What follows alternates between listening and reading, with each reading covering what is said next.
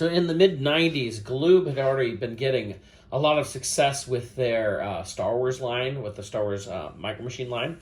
And so they put out a couple of sets, much like this. We have the Indiana Jones set here, as it says, it comes with 10 vehicles and a bonus Indy figure. I know they did a James Bond and an Alien one. They actually went on to do some Alien play sets. There were plans to do some Indiana Jones play sets, and they just never materialized. Much like what happens so often with Indiana Jones, is it gets started, but it doesn't seem to keep going very well. And I'm really hoping that the Hasbro line we're getting here in 2023 will continue much better. So let's go ahead and take a look at this Micro Machine set right here. See on the back of the box, it shows the vehicles for each movie and how they're spaced out, and plus the Indy figure there in the middle. Now, I have opened this. I've had this open for years. In fact, you can see some of these vehicles are a little loose in there. They don't have the twist ties on them anymore. So we can actually take a look at each one of these as we go. So first we have the Indy figure itself, and this is Micro Machine scale, so much like all the Star Wars Micro Machines. Goes right with that, and you can see we've got a little base here for him. See the copy right there if you really want to. And he's got his whip out. Not a lot of facial detail, obviously, for as tiny as this is. But it's pretty cool to have a Micro Machines Indiana Jones figure. And from Raiders of the Lost Ark, we have our pontoon biplane. And the propeller does move. No jock or snake inside there, though. Does have the OB3PO printed on the side there, though. And then we also have the Pan Am Clipper right here. Pretty decent detail on that. I think all the propellers move. Yep. If you push them really hard.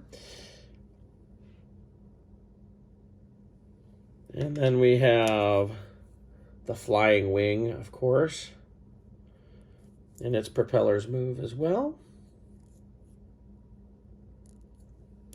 And then we have the Nazi staff car, German staff car.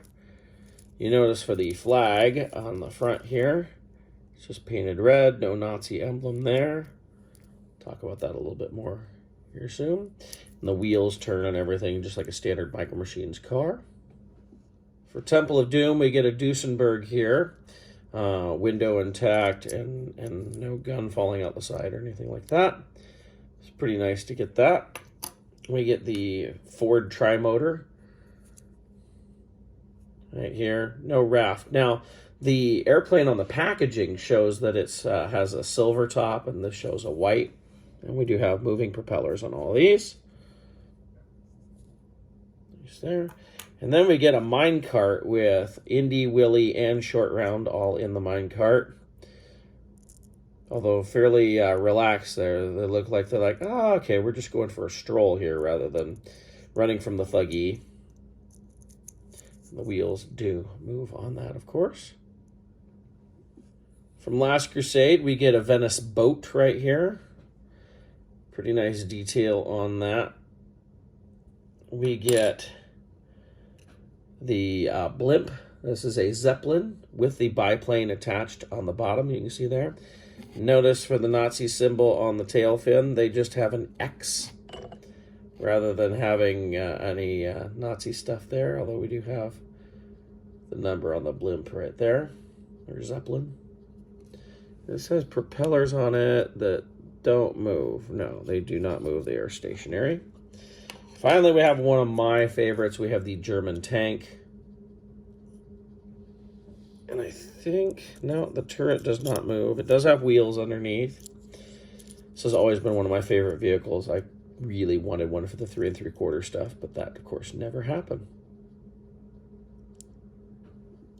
So while it would have been nice for this to have continued to done more Micro Machines, I mean, I love the Star Wars Micro Machine stuff that was done in the 90s.